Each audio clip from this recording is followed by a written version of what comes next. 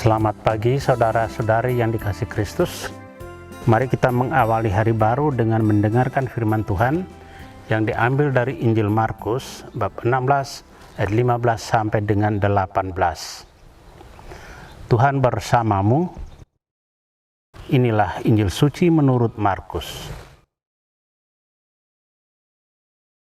Sekali peristiwa Yesus bangkit dari antara orang mati, menampakkan diri kepada ke-11 murid dan berkata kepada mereka, "Pergilah ke seluruh dunia, beritakanlah Injil kepada segala makhluk. Siapa yang percaya dan dibaptis akan diselamatkan, tetapi siapa yang tidak percaya akan dihukum. Tanda-tanda ini akan menyertai orang-orang yang percaya. Mereka akan mengusir setan-setan demi namaku. Mereka akan berbicara dalam bahasa-bahasa yang baru bagi mereka. Mereka akan memegang ular, dan sekalipun minum racun, mereka tidak akan mendapat celaka. Mereka akan meletakkan tangannya atas orang sakit, dan orang itu akan sembuh."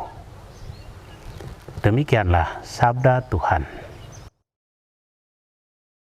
Saudara-saudari yang dikasihi Kristus, tema yang akan kita renungkan hari ini mewartakan Injil Tuhan. Hari ini gereja merayakan bertobatnya Santo Paulus. Dari kisah para rasul kita tahu tentang sepak terjang Paulus ketika masih bernama Saulus. Ia hadir dan menyetujui pembunuhan Stefanus, seorang diakon yang penuh dengan hikmat dan Roh Kudus. Ia bahkan mendapat mandat khusus untuk menangkap para pengikut Kristus di Yerusalem sampai ke Damsyik. Namun di tengah jalan, Saulus dihantam oleh sinar ajaib dari langit dan membuat ia terjatuh ke tanah. Dari dalam awan itu terdengar suara Yesus, "Mengapa engkau menganiaya aku?" Yesus tidak pernah menghukum orang berdosa, tetapi membimbingnya kepada pertobatan. Pertobatan merupakan titik balik kehidupan seseorang, atau dalam tingkatan tertentu dapat disebut transformasi. Allah mengubah hidupnya menjadi lebih bermutu, lebih baik, benar, dan indah. Allah adalah sumber kebaikan, kebenaran, dan keindahan itu sendiri. Dalam diri orang yang bertobat, mengalami transformasi, Allah hadir dalam kebaikan dan kebenarannya yang sangat kaya. Peristiwa pertobatan itu sangat indah karena melahirkan buah-buah daya rohani yang tak mungkin dapat ditampung dalam hati orang yang bersangkutan. Pertobatan adalah pintu masuk ke dalam Injil.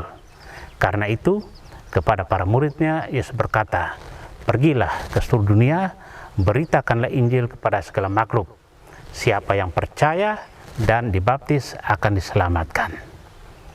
Saudara yang terkasih, kita pun mendapat mandat, perintah dari Tuhan untuk selalu memberitakan Injil kepada segala makhluk.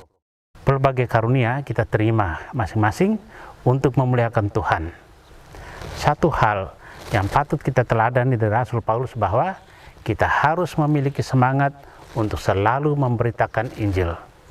Dan untuk itu, kita sendiri perlu mengalami pertobatan seperti halnya Saulus menjadi Paulus.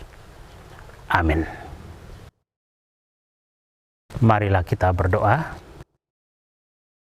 Tuhan, pagi ini kembali kami naikkan syukur dalam doa dan permohonan. Terima kasih sudah menjaga kami saat tidur maupun bangun. Terima kasih untuk udara sejuk dan segar pagi ini. Tuhan, kami hendak beraktivitas. Kami mohon tuntunan dan pemeliharaan-Mu. Jauhkanlah kami dari yang jahat dan berilah kami kekuatan dan kesehatan. Ajarlah kami untuk saling mengasihi dan mengampuni. Kami serahkan hari ini ke dalam tangan-Mu. Kristus terang dunia, berkatilah keluarga-keluarga kami, jadikanlah kami alat kasih-Mu, dan pantaskanlah kami menjadi hamba-Mu yang setia. Amin. Tuhan bersamamu. Semoga keluarga kita orang-orang yang terkasih dan doakan, seluruh aktivitas kita hari ini senantiasa dilindungi, dibimbing, dan diberkati oleh Allah yang Maha Kuasa, Bapa dan Putra dan Roh Kudus. Amin.